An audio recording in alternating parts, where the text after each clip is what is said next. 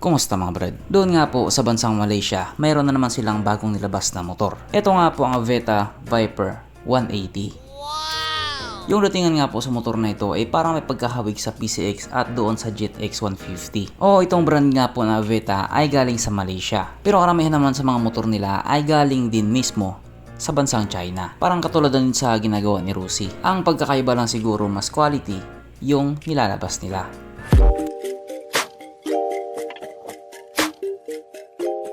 Pero syempre bago tayo magpatuloy, kung bago ka pa lamang napadpad dito sa aking walang kwentang channel, huwag ka na mag-subscribe.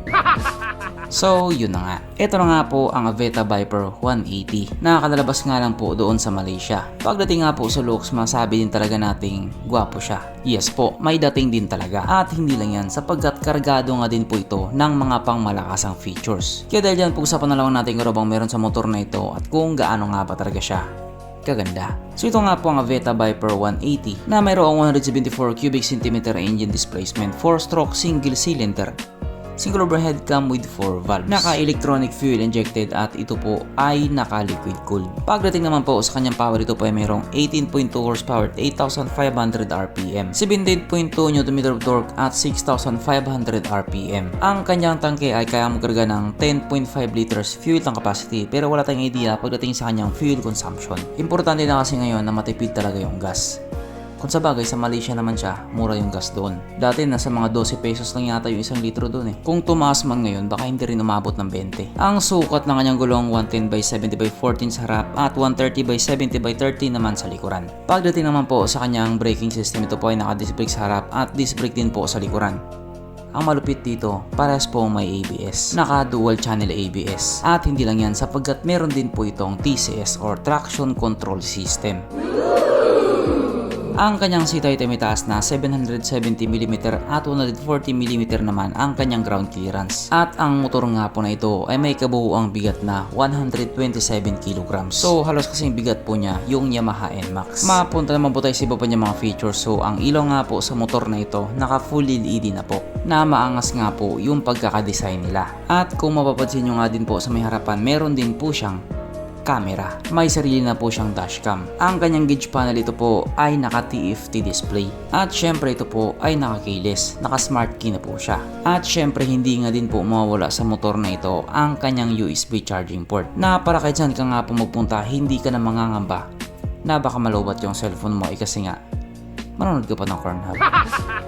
At nandito na nga po tayo sa exciting na part, ang kanyang mga suspension. So sa harapang bahagi nga po, ito ay ginamitan ng telescopic fork. At sa likuran naman, ito po ay gumagamit ng dual shock absorber, na ayon nga po sa mga taong nakagamit sa motor na ito, maganda ang bounce.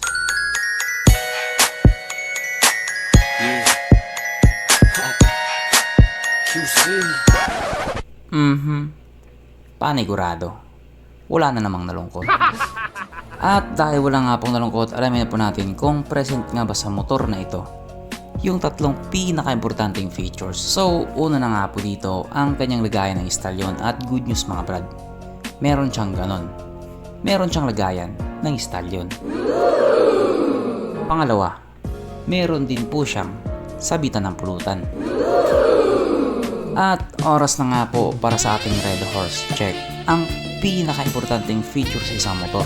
At ayon nga po sa aking masusing pag-aanalisa, ang motor na ito ay kayang magkarga ng isang kahong Red Horse at kasya pa isang kahon sa kanyang underseat compartment.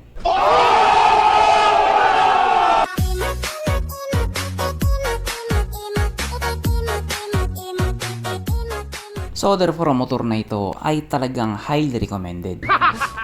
At regarding naman po sa kanyang presyo, ito nga po nagkakalaga ng 8,998 Malaysian ringgit, na kung i-convert nga po natin into Philippine peso, ito po ay papatak ng 134,000 pesos. May mga magsasabing mahal at meron din po magsasabing sakto lang. At para naman doon sa mga magtatanong kung ilalabas ito sa Pilipinas, hindi ko po alam. So hanggang dito na lang muna mga brad. Kung may gusto kong sabihin or gustong idagdag doon sa mga sinabi ko, mag-comment ka na lang sa baba. Okay, bye.